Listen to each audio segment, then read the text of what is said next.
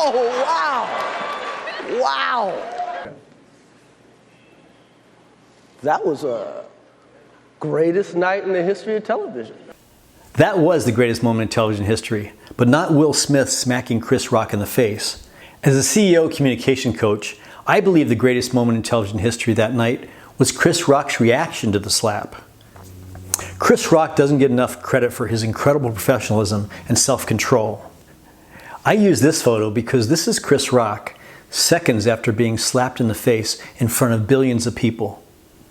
Amazing. Chris Rock stayed so calm. Today I'm breaking down how you can use similar techniques to keep people from pushing your emotional buttons in everyday business and life. Let's take a look at the slap heard around the world.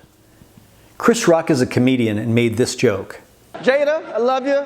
G.I. Jane 2, can't wait to see it. All right? And Will Smith laughs. Jada has a different reaction. Will comes to the stage and Chris becomes an observer. Oh, wow. Wow. Okay, let's just pause here and ask yourself, how would you react? Be honest. What would you do?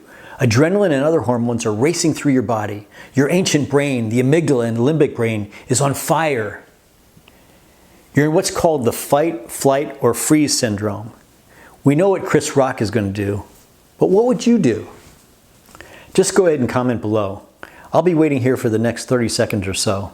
In fact, let's put on some soothing comment music. Check the mic and make sure it sound right, boys.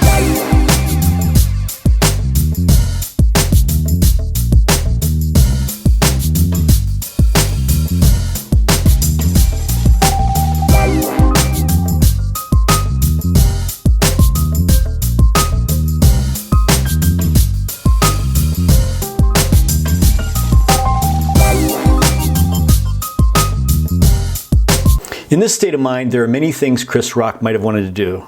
Physically strike back at Will Smith. Stop the show and have Smith escorted out.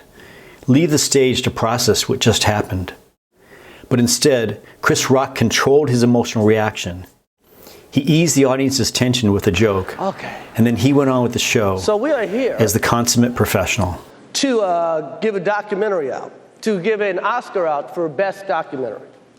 Now, the beauty of documentaries, because they make you, when you watch one, you feel smart. Like you watched like you read a book or something. But all you really did was get high and watch Netflix. So here we go. Here we go. The documentaries, the nominees are, let's just go to the nominees. Hopefully none of us will ever have to run into the kind of supercharged challenge of Chris Rock. But we can learn how to deal with people and situations that trigger us in everyday life. All of us have issues, concerns, or people, especially people who push our buttons. We all have things that provoke us at work and at home.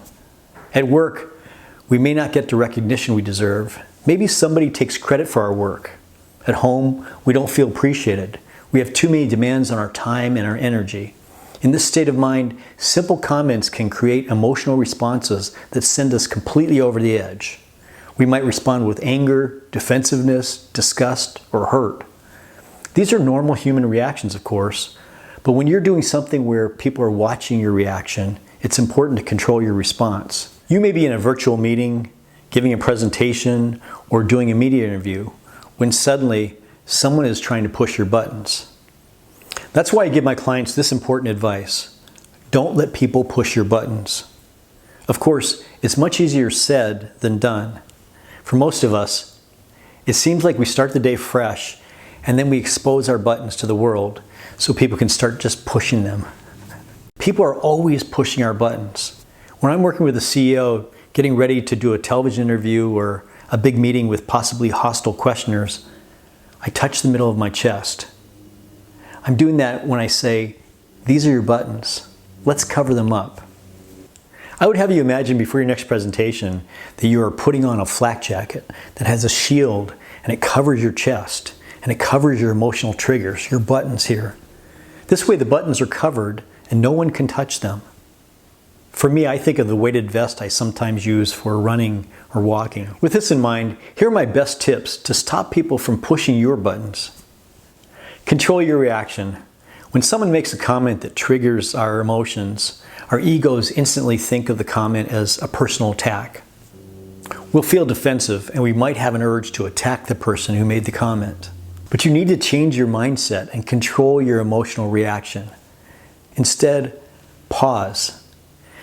Take a deep breath. Give yourself time to assess the situation instead of reacting emotionally. If we give our brains a little bit of perspective and time to assess the best response, we'll come up with a much better answer. Become an observer. One easy way to gain perspective is to pretend that you're watching a movie and someone just made that statement, that comment you didn't like. Think of that person as a movie character. What's the character's motive? Why did he say that? Is he having a bad day? Is he being defensive? What would be the best response for your character, you, to give in this situation? By being calm and observant, you'll be able to take control of the interaction for a much better result. Reframe the comment. When you have some perspective, you can reframe the comment. Maybe you're taking it personally when it was meant for a group. Maybe it was meant positively and you're taking it the wrong way. Maybe you can learn from this comment. Maybe it can help make you better. There are many possibilities that come from giving yourself time and perspective. Ask questions instead of responding or attacking. Sometimes the strongest response is a question. It gives you time to calm yourself and gain perspective. Sometimes people just say these kind of things because they don't feel like anyone is actually listening to them.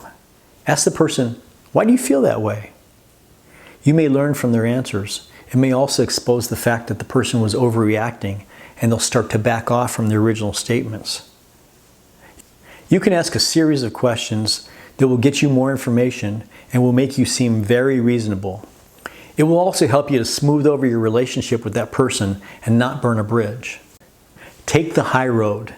Another great technique is to take the high road. You're not ignoring the comment, but you briefly respond in a way that minimizes the issue. Then you move on. Dismiss it from your mind.